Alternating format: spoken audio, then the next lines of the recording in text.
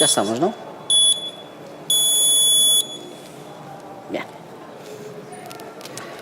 Hola, ¿qué tal? So, hello, everybody. Good afternoon. I've been already introduced. My name is Danielle. You probably know me because of my nick Adastra. I'm the author of the blog thehackaway.com.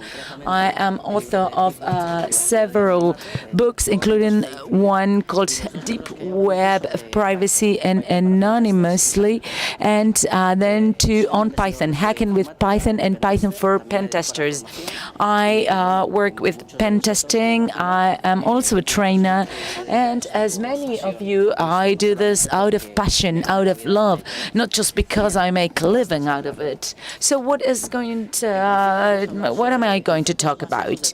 I'm going to talk about several basic concepts of TOR and Freenet, two very different solutions. I'm not going to talk about basic concepts, as I'm sure you already have a certain knowledge. After that, I will talk about several techniques we can use in order to attack users using these solutions. I have to say that I'm not going to talk about zero-day vulnerabilities. I'm going to talk about techniques that are applicable in order to break the anonymity of users using this kind of applications.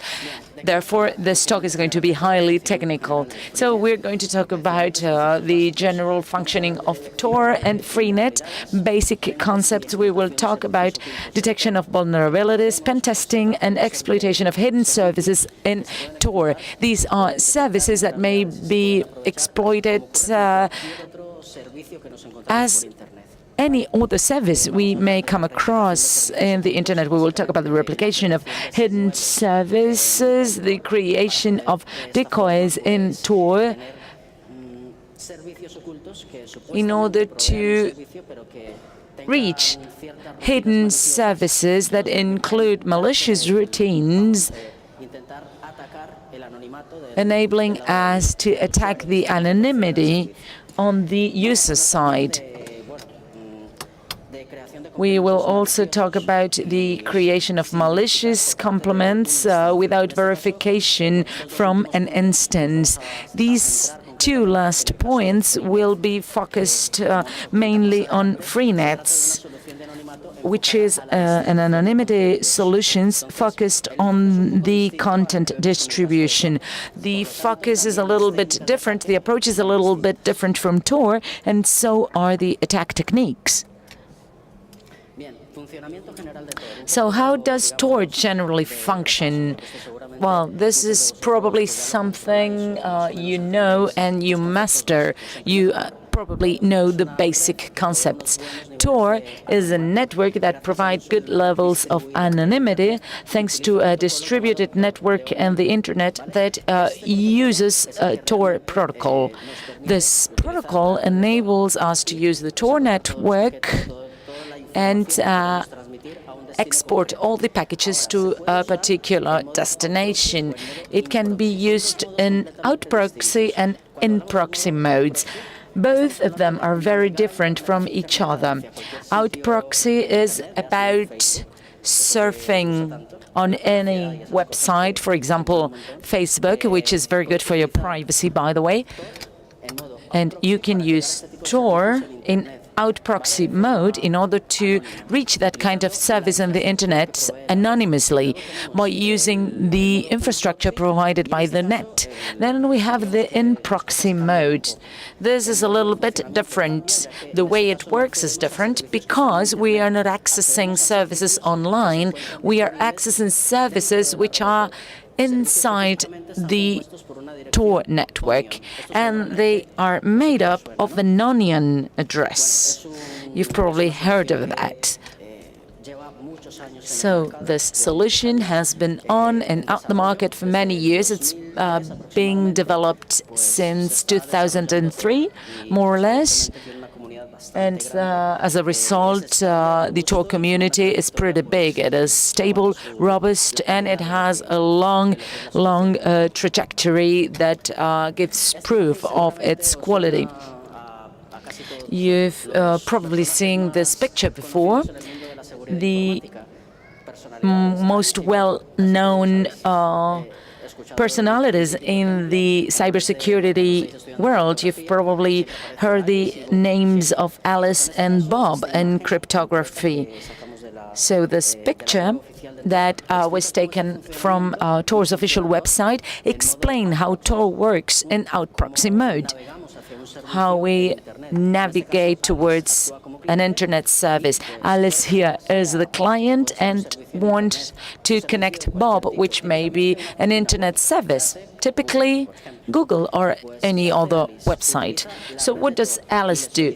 Alice uses the TOR network and it requests 3 repeaters, an input, an output, and a repeater. And this way it enroutes all the packages throughout all these repeaters. This is the classical out proxy model that you may know. The advantage is that the output mode removes the last encoding layer of the TOR protocol and sends the package to the destiny. So if we don't have an additional layer to the one that TOR provides, we're going to be in trouble because the packages are going to travel in plain format. Todos sabéis, ¿vale?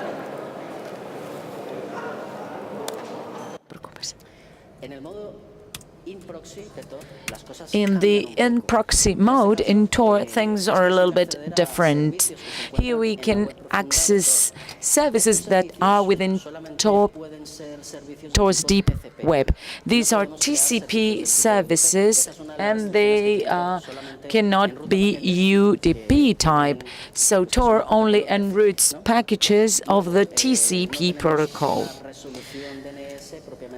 In addition to that, we don't have a DNS resolution, which is very typical in the Internet.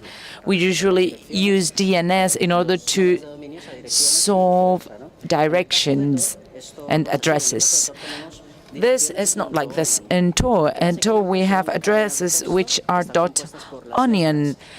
These are text chains with characters from A to Z and numbers from 1 to 7 and a length of 16 characters. This is the way all onion lengths are, onion addresses are. So, what happens in this case? It is more complicated than before. In the out proxy mode, we saw a circuit, 3 repeaters that the packages travel through, and then they reach their destination.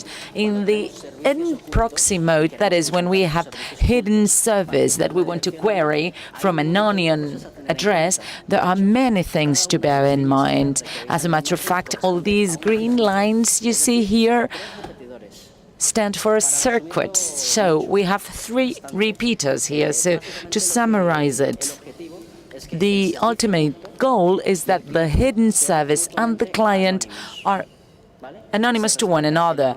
So they respect anonymity towards the service and the client. Therefore, clients and services are both anonymous.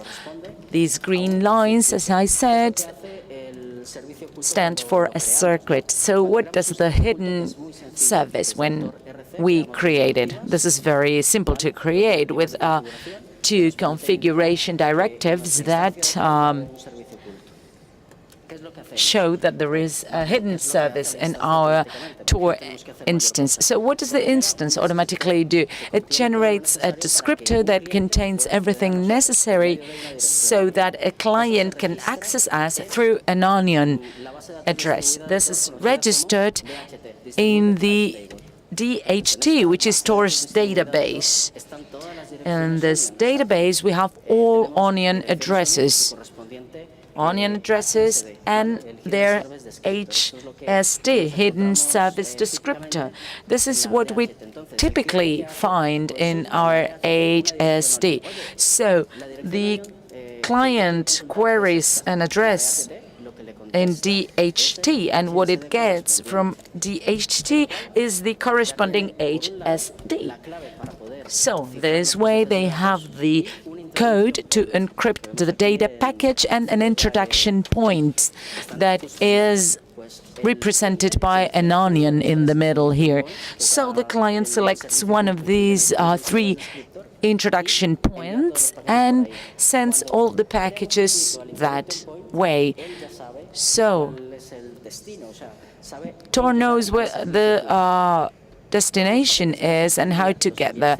All the data packages are encoded with the key that was in the HSD. This is a bit complex, I know, but this is what TOR is about.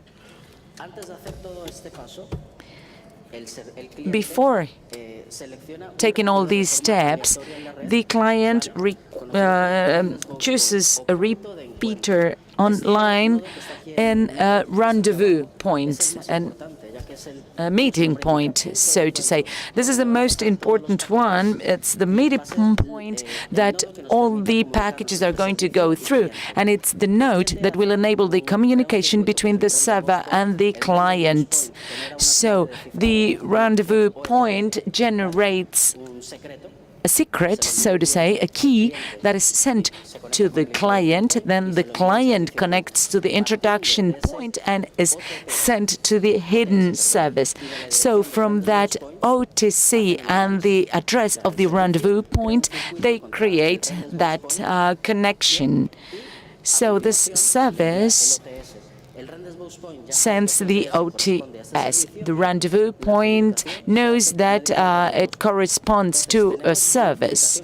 So we have this communication that is made up of two different circuits that are independent from one another.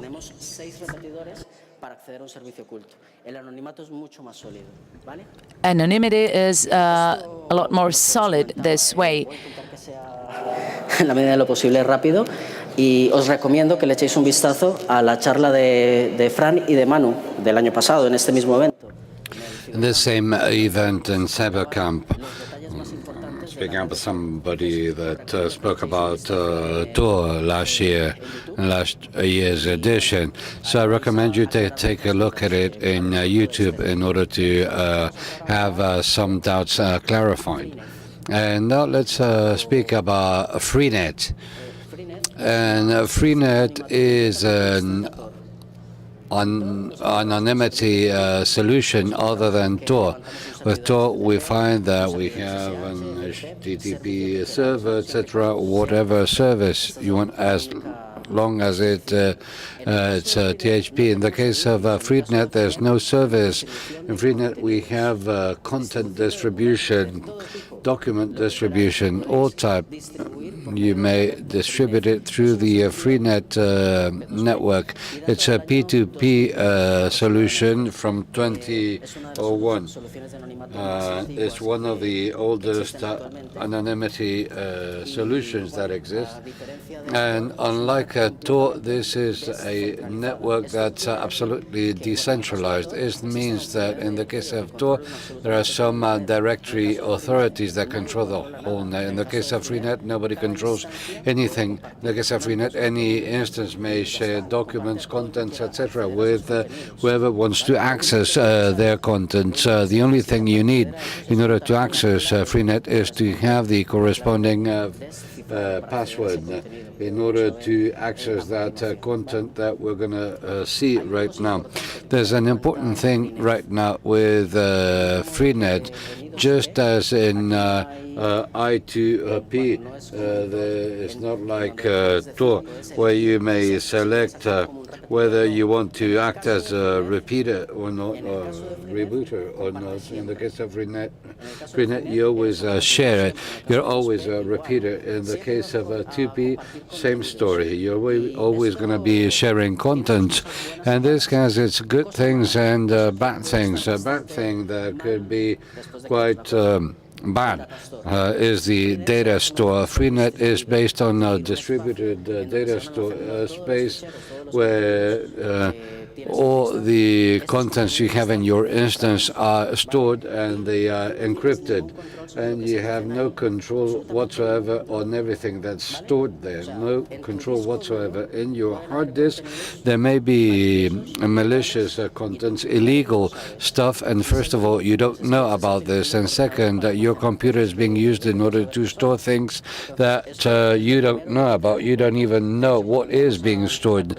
So in fact, when you go into the Freenet official website, they tell you about this, and they say, hey, careful, this is how the network works, this is how Freenet works, and you have to take this in to account. In a case where a three-letter entity may wish to break into the encryption of your data store, if they find any malicious content, you may speak of a plausible denial, because actually you don't know what is in your data store. So this could be true, and this is what they advise you to do in the Freenet project. This is an proxy solution. In this case, a connection with external nodes to the network is not allowed.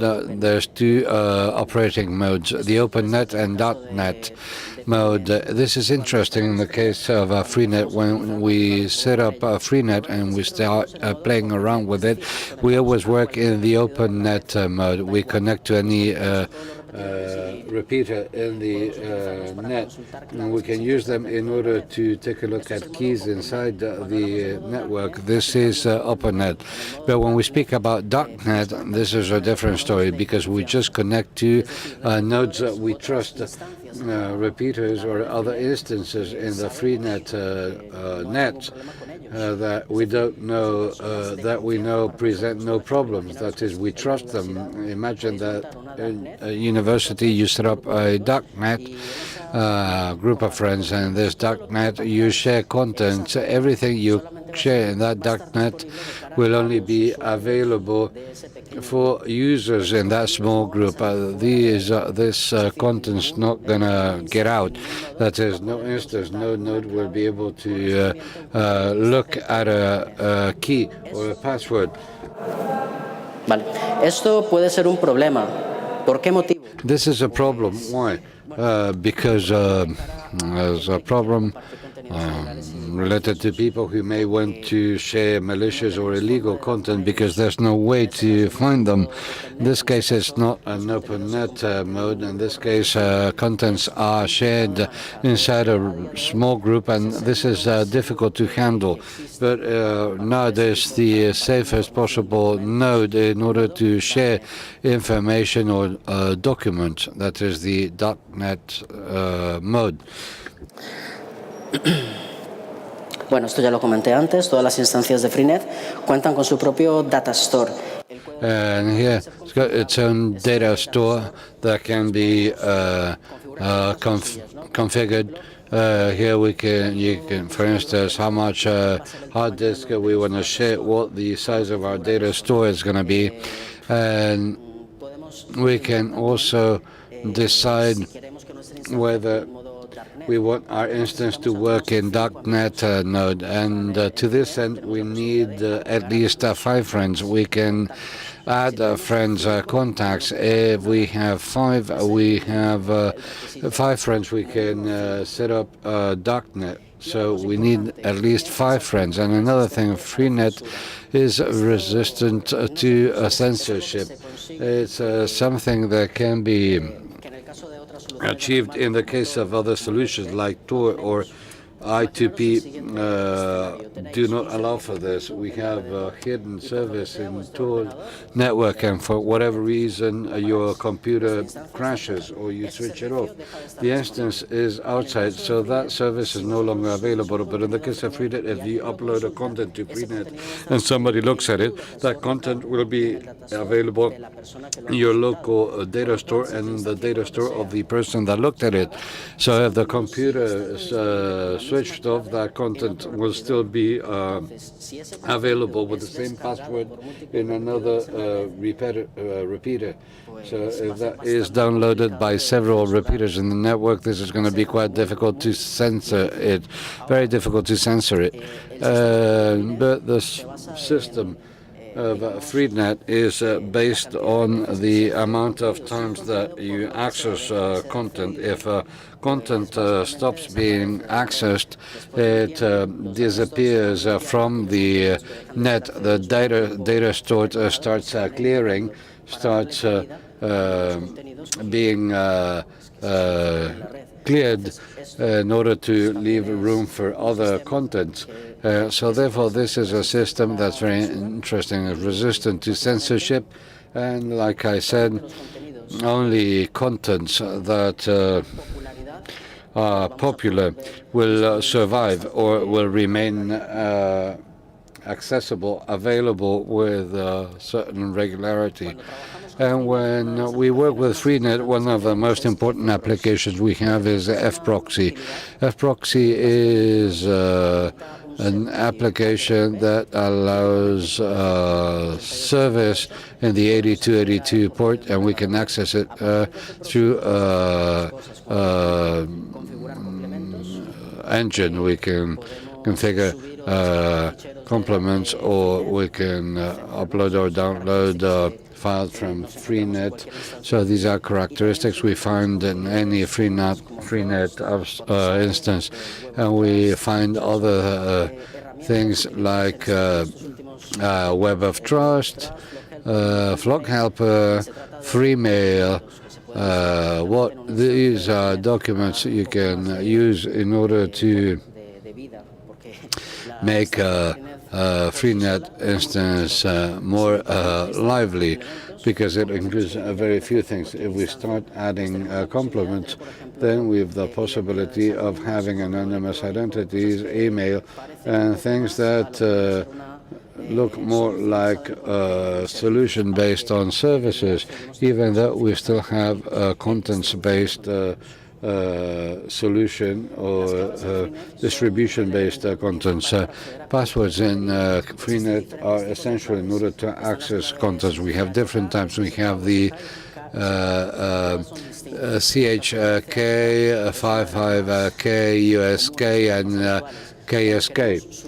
When we want to upload content that's not going to be modified frequently, for instance, a document, some sort of a document that you know is not going to go through changes, or an image that you know is not going to change. In that case, you use a CHK. If it's a content that you expect to change every once in a while, then we use double SK or a USK, because here you have the possibility to have two versions.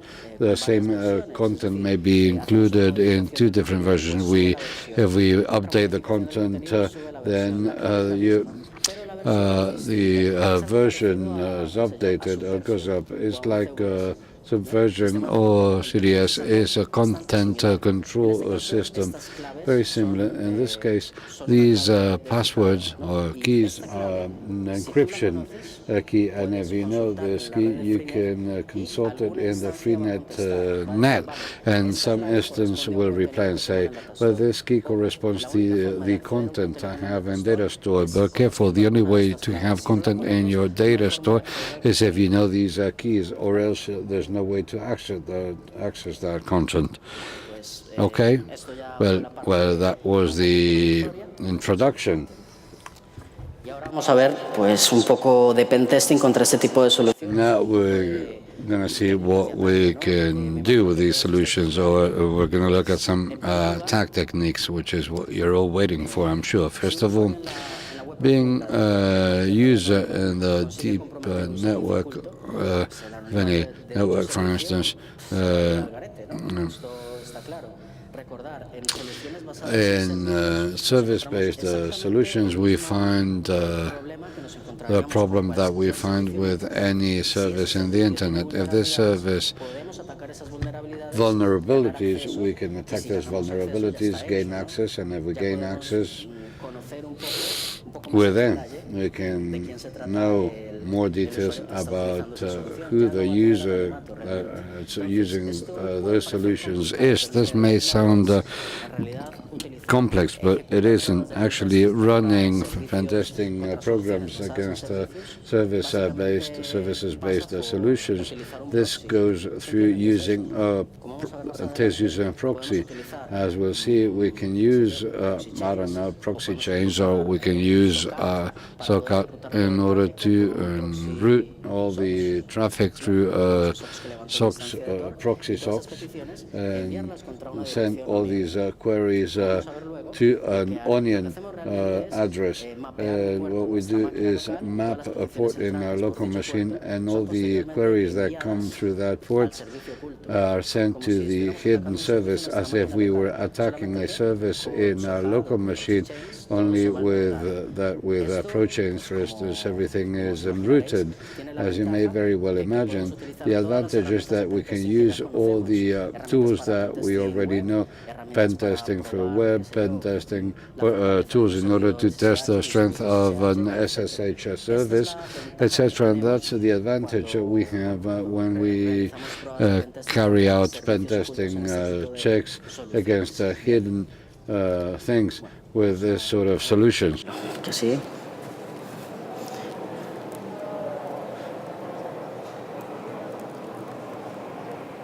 Bien, vamos a empezar con este.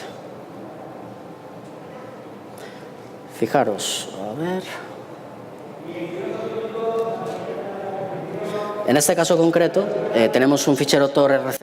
In this case, we have a TOR RC file, a TOR configuration file, and we are creating several hidden services. Here we have a hidden service there and hidden service port combination. To create a hidden service, we are creating an FTP, HTTP, etc. We are going to run a simple pen test. We elevate the instance with this configuration file, no problem. The instance is elevated, and now we are going to use a vulnerable application called Django mode. We elevate it in the port 8080 that is mapped in the configuration port. So nothing new so far. We elevate the hidden service, we disclose it. Here it is disclosed, and the TOR instance is going to have an onion address linked to this service. Here are all the directories that have to do with each of the services that we've created. A private key and an onion address in the host main and the private key files. In the first one, we have the onion address for the hidden service. Each of them has its own address, and if the services have vulnerabilities, we can attack them, starting from their onion address. Of course, we need to disclose the service first. Here we disclose the browser as usual. Aquí tenemos la dirección onion del servicio HTTP que está apuntando a Django. So here we have the service pointing at Django mode.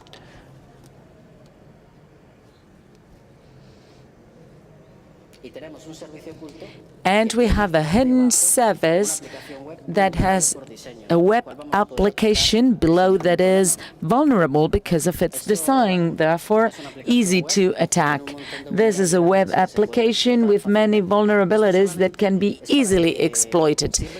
This is just a concept test, but hidden services with the vulnerabilities, there are so many of them, and we can attack them in the same way. Here we're interested in the onion address, and here in the port 9051, we're going to have the proxy socks elevated. So we use SOCAT in order to raise this port, the 7000 port in the local machine, and we indicate that all the requests coming in through that port are going to use a proxy socks against the onion address. port is 9050, as you can see, and it is the one that the Tor browser elevates by default. So all the ones that go through the port 7000 are going to be routed by the port socks. Here we can see that the port 9150 is open, everything is clear, and we can very easily launch a NICTO, which is a very common application for pen testing. And we do this against the 7000 port, the local machine. All these petitions are going to go through the tunnel we opened with SOCAP. So we have access to the TOR net, and here we see the hidden service. So Django mode is thought for this sort of framework, W3AF, so let's use it. The only difference between attacking a hidden service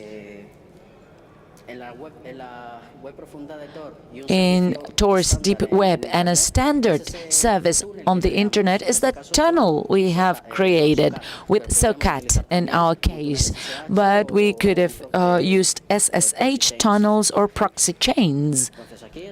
So here we establish the target. It is the local machine, port 7000, and proxy socks will route it to the deep web.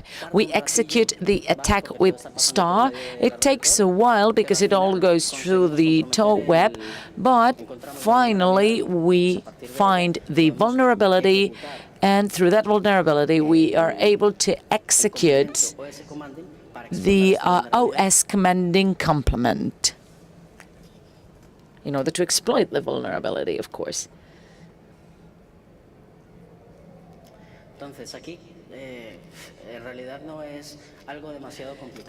So this is not really complicated. It is like attacking a server on the internet. The difference is that here we have a proxy that will enroute the petitions, the requests. Other than that, it is the same. We execute the attack, and now we can execute commands against the system. Here we have W in order to see the users who have logged in the system. So it's really simple. What is more complicated is to find the service that contains malicious contents, and then find vulnerabilities inside that service, a usual pen testing. So this is going to take very, very long. So let's move on.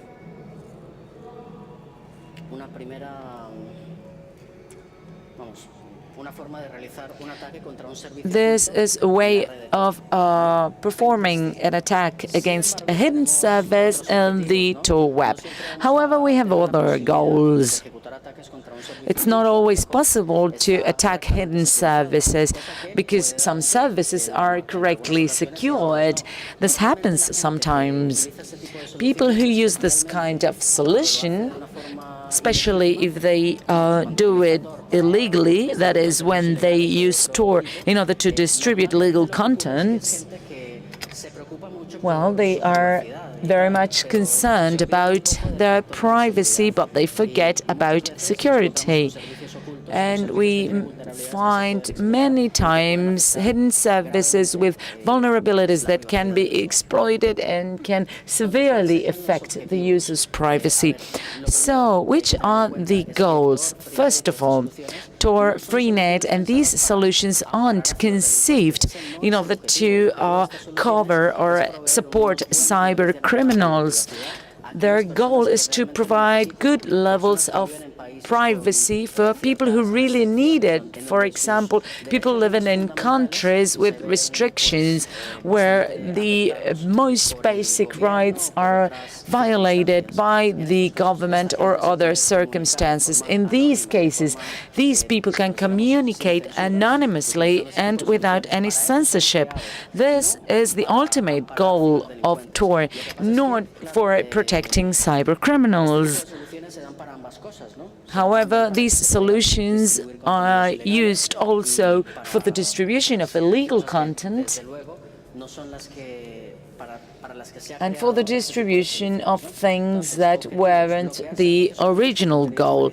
So our goal would be to block hidden services with malicious content,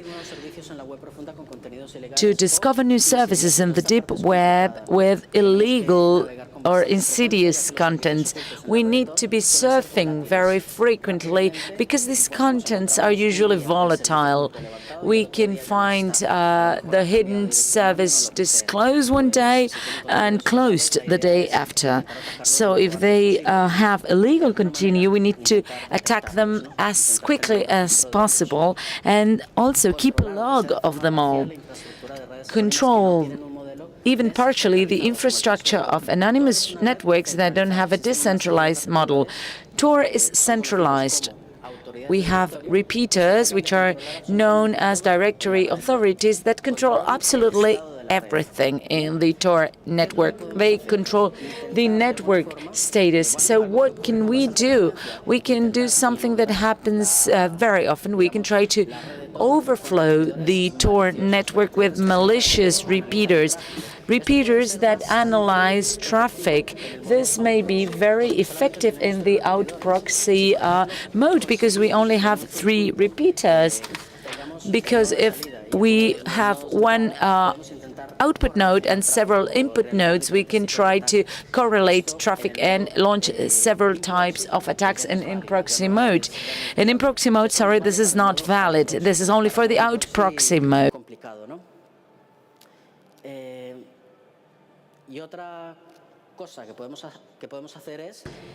Another thing we can do is to disseminate contents and publish content in the deep web that may give proof of the identity of the cyber criminal. We can create decoys that provide illegal services with the goal of trying to reach that person.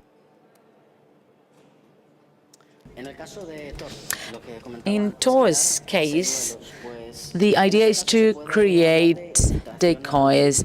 Can we talk about encouraging crime here? This is not what I'm interested in. I'm just giving you the technical standpoint. But you can consider that this is just a way to promote criminality. Drug selling or drug trafficking, people trafficking, pornography sharing, etc. What do we do in this case? Well, I don't know. Then the cookies and the storage elements which are persistent on the client's side. We can create malicious routines developed in JavaScript. Well, you can think, well, if I use TOR browser, there's nothing wrong about it. Well, no, because it has a very low security level that allows the execution of routines in JavaScript.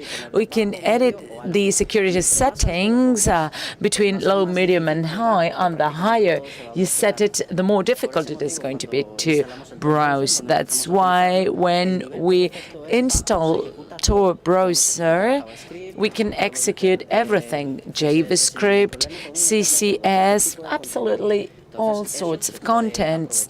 So this is something that people can take advantage of. So we can clone hidden services with malicious or illegal features and then disseminate those services in the deep web. For instance,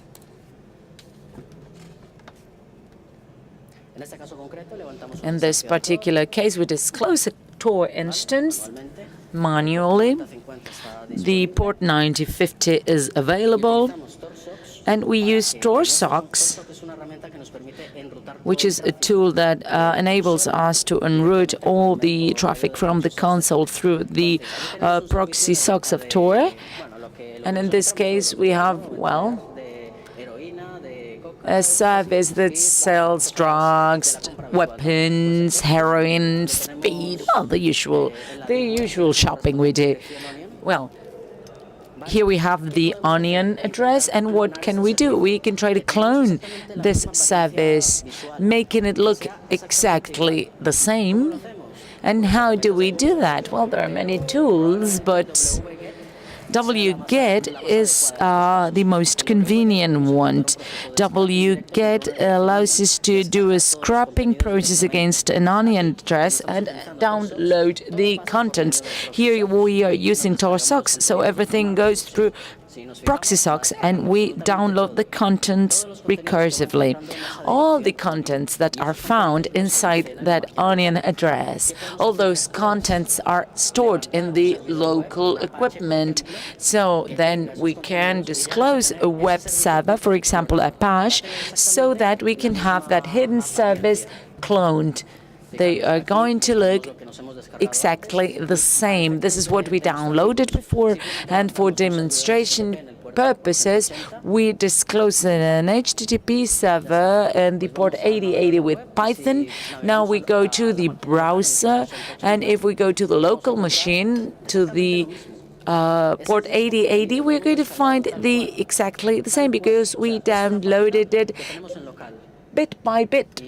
This is the local website, and this is the website in the deep web. It's a clone. The contents are exactly the same. So what can we do with those contents? We can modify them. We can try to introduce malicious routines. Let's say, well, let's see it in practice. We can introduce malicious routines that enable us to execute JavaScript, for instance. Now, it's true that some people may remember the onion address of this service if they use it regularly, and they will probably remember the same characters. It is very difficult that someone remembers all 16 characters. So we can customize our onion address, the one that we've cloned, and repeat the same characters with the same pattern. This one started by new blah, blah, blah, and we can use a tool like Shallot in order to customize the address and make it start by the same characters. This way we can customize the attack. We customize it and we distribute it around onion addresses, common search engines, etc. One of the advantages of TOR is that we are able to publish onion services very easily in most of the general search engines, grams, etc. Search engines that are common in the deep web. It's not like Google that penalizes our searches. Here we can register our onion addresses very easily, so we could try to disseminate these services. This is the interesting part. The service is cloned, so what do we do next? We try to introduce JavaScript routines that do something that enable us to have control over the users that access that service.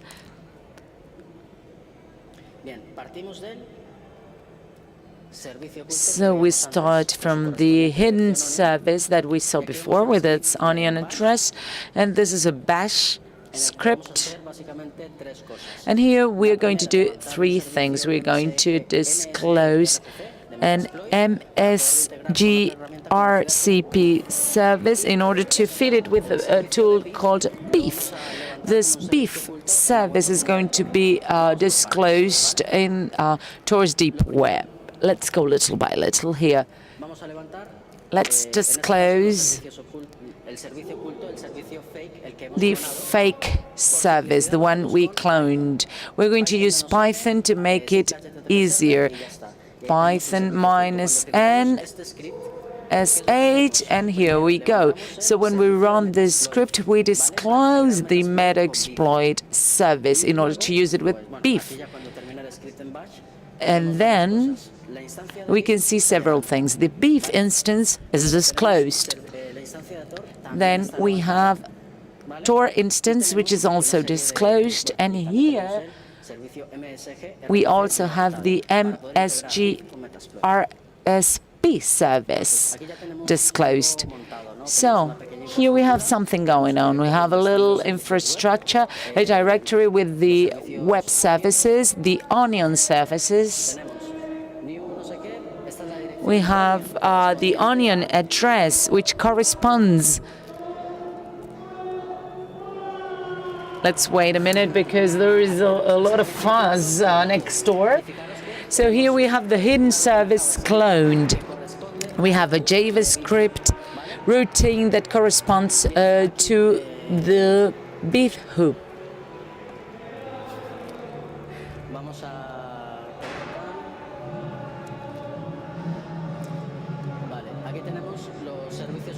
So here are the hidden services. We are going to expose the cloned service and the beef service, the beef instance that we've disclosed. Now we're going to the browser. We will see the onion address for beef that has been disclosed in TOR. We go now to the panel, and here we can see beef's Authentication Panel. Are you all familiar with beef, with this tool? Good. Who isn't familiar with beef? Good. Almost everybody.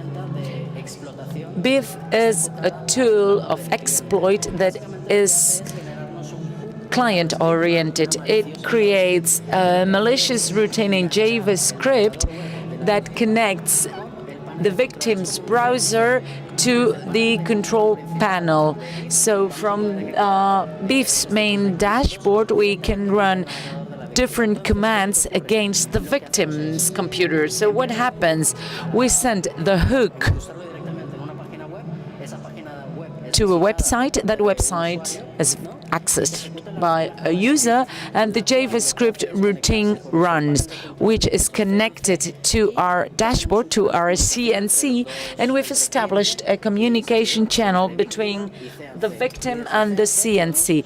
And from CNC, we can unleash attacks against the browser. We can run commands, we can make queries, we can do many things with Beef. We could create a new framework, we could include more JavaScript code and many more things. It's a very interesting framework that is client-oriented. So we have Beef as a hidden service, in our case, with an onion address. The hook corresponding to the JavaScript file, it is inside the hidden service we have cloned. I don't know if you saw it. The index website of the hidden cloned service had the script, the onion address /hook.js. So when the website is loaded on the browsers, there are going to be requests against our CNC, and we, from our CNC, we will be able to send commands and disclose the client's anonymity. Here we authenticate ourselves in Beef, and we can see online and offline browsers. This is a dashboard. Well, the colors, well, you may think they're nice. I think they are dreadful. But anyway, here we have the onion address of the hidden service for Beef, and we have another onion address corresponding to the cloned hidden service. They both look the same as we saw before and on that website that sold absolutely everything. So here we have the address. We load the website, and what happens? This is what the user is going to see.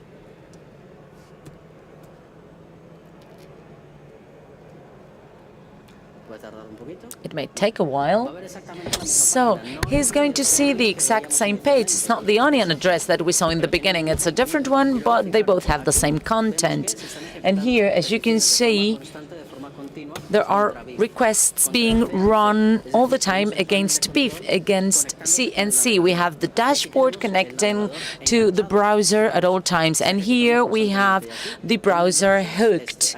Here we have we can see that it is constantly running. Here we have the address. So from this browser that we have hooked, we can start running different sorts of attack. We can see, first of all the information from the browsers that we have hooked, and then we can run commands directly against that browser. Here, for example, we have detect Foxit reader, very simple commands trying to collect information on the victim. ¿Qué más cosillas? Tenemos en Chrome Extensions, bueno, tenemos un montón de... We have Chrome extension.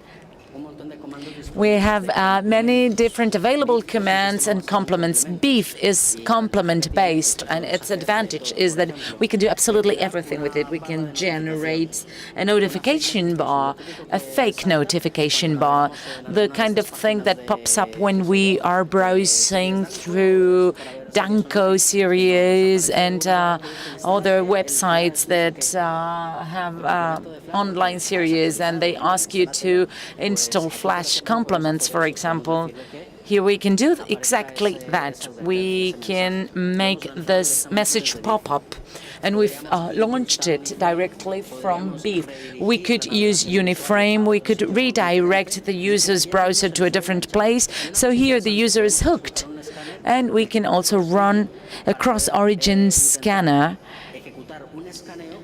in order to scan the internal network of the victim, as long as we know which network segment they are in, a LAN in this case, within a pretty usual range that you can see on the screen. When we run this, BEEF is going to send requests against port 80 and port 8080 and different IP addresses against port 80 and port 8080, as I say. Here we can see if inside the victim's network there is another disclosed computer which has one of these services active, thanks to the port 80 and the port 8080. This may take a while. Scanning takes a while, of course.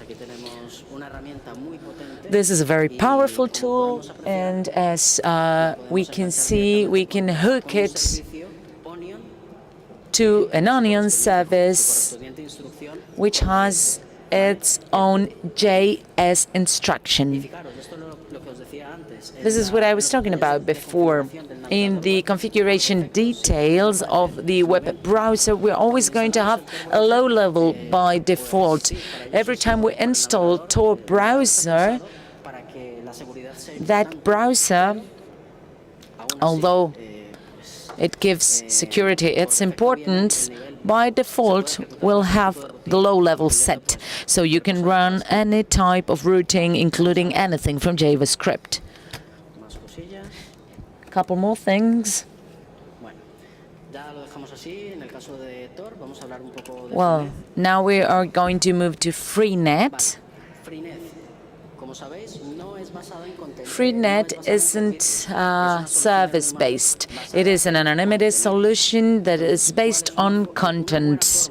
So a good way of trying to compromise somebody's anonymity is to upload malicious content. .exe file, a .f file, and maybe with social engineering techniques we may have the user execute that kind of content. It is a bit more complicated, but it can be automatized, and we can see much improvement. Here we can use MSF Venom, for example, in order to generate a malware sample in the ELF format. Here we can generate a file, a payload with the ELF format that we can upload to Freenet from fproxy. So here we have the possibility of uploading a file using a canonical key with a random key as a CHK in this case. Here we insert the file, we wait a few minutes until the file is uploaded, and when it is completed, we will have a key once the upload is completed.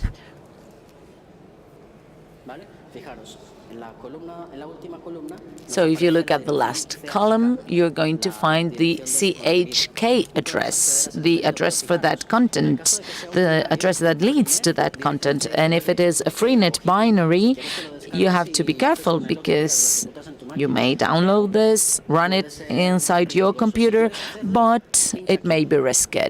If you still want to go ahead, click here. So this kind of content is blocked by Freenet. Freenet detects it's an ELF, it's a binary file, and warns you, tells you not to download it. We could do the same thing with other run files. For example, in Windows, with PE files, the .exe files. What do we do in this case? We create a template that will be a putty.exe, and from that template, we inject in that software the malware that we want to distribute. We generate the .exe file, and we can upload it as a CHK key.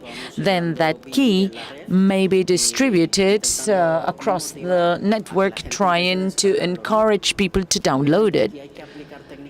Of course, here we have to apply social engineering techniques. Well, of course, this attack vector is complicated in the sense that, well, how many of you believe that someone is going to trust a run file downloaded from Freenet? How many of you would download a run file from Freenet and install it? Really? Well, you are a troll, aren't you? No, trolls are actually this way. Well, obviously nobody or almost nobody would download a run file and launch it and open it directly inside their computer if they downloaded it from an untrustworthy network such as Freenet. So how can we make the user download that sample so that it runs inside the computer? Well, as I was saying before, Freenet gives us the opportunity to run complements. These are routines that extend the capabilities that Freenet already has. So one of the advantages that we have is that we can create our own complements with the API of Freenet. We can use it in order to create all sorts of complements.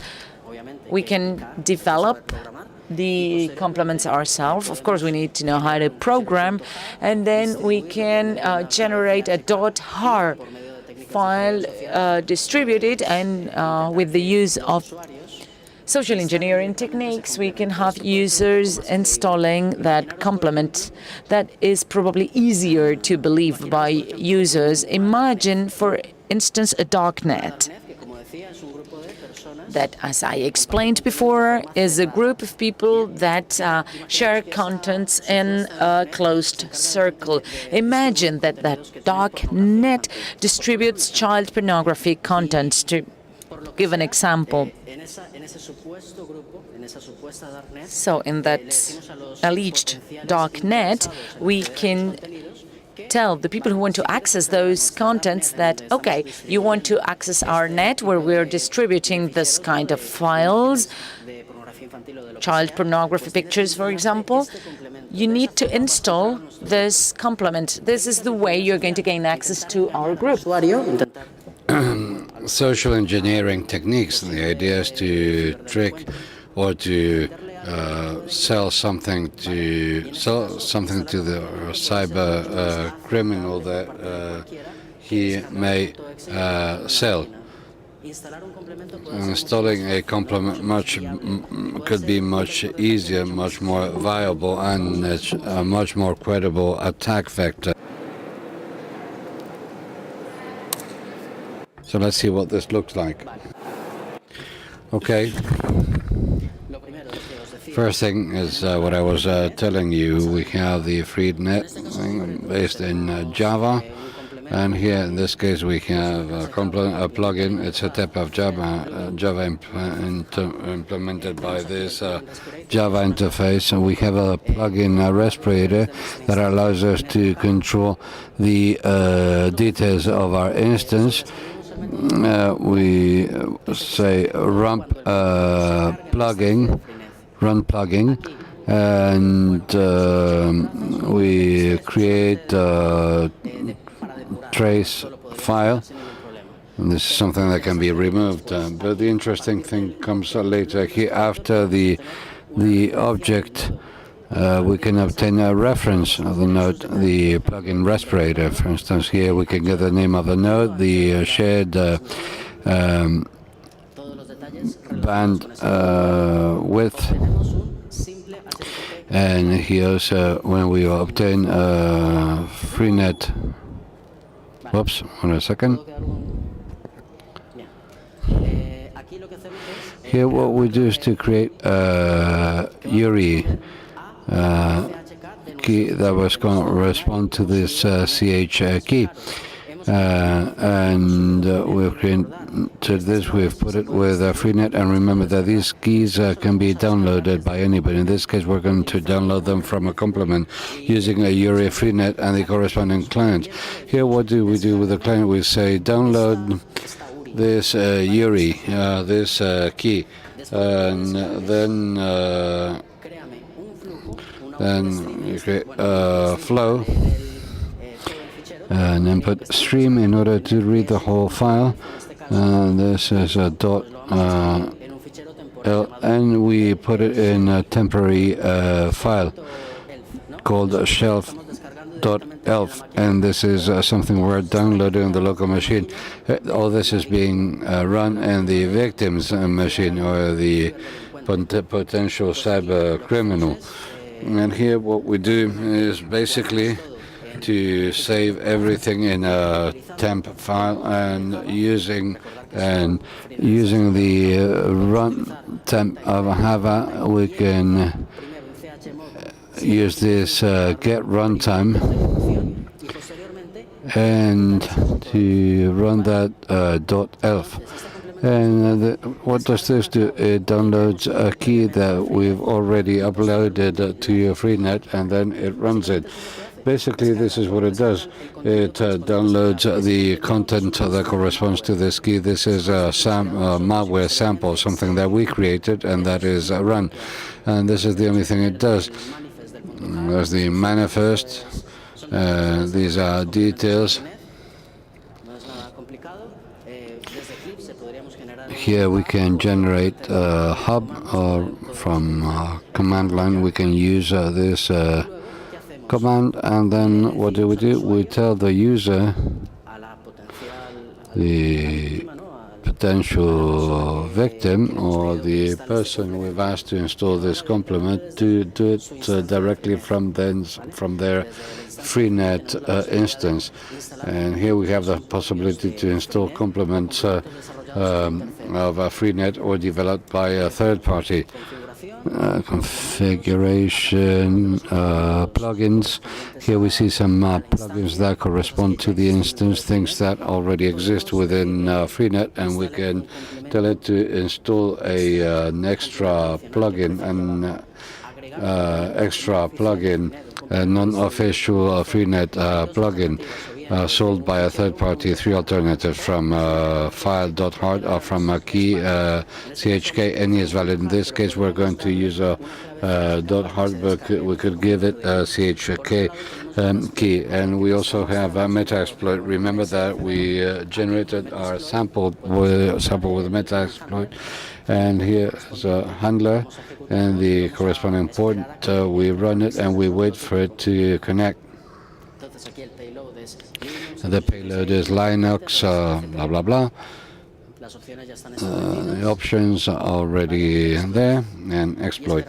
And we wait for a connection. And when's that connection going to happen? When the plugin in the Freenet instance is run. And it's going to be run when we load it. And when we say load, the the run plugin method is executed, is run, then we have a CHK key downloaded, and then the program is launched.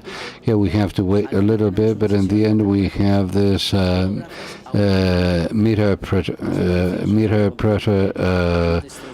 session,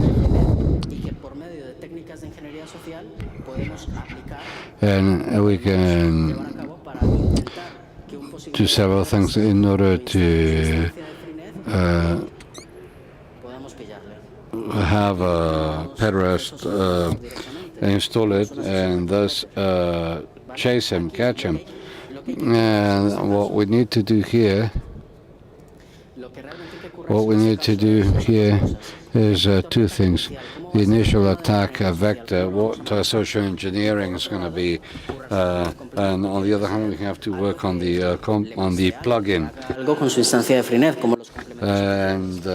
And these are the two things we need to work on, but from a technical standpoint, what we saw here can be applied in order to break the anonymity of a possible Headrest.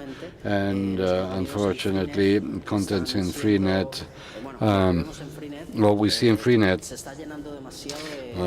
so full of this sort of rubbish, people uploading child pornography, and with things like Freenet, this is very difficult to censor, and so we have to make efforts in this direction. Not so much with TOR now. Still services related to arms dealing, etc., but not so often. Many people are moving to Freenet in order to share illegal contents. And well, pues esto es todo. And that is all. Thank you very much for your attention. Thank you.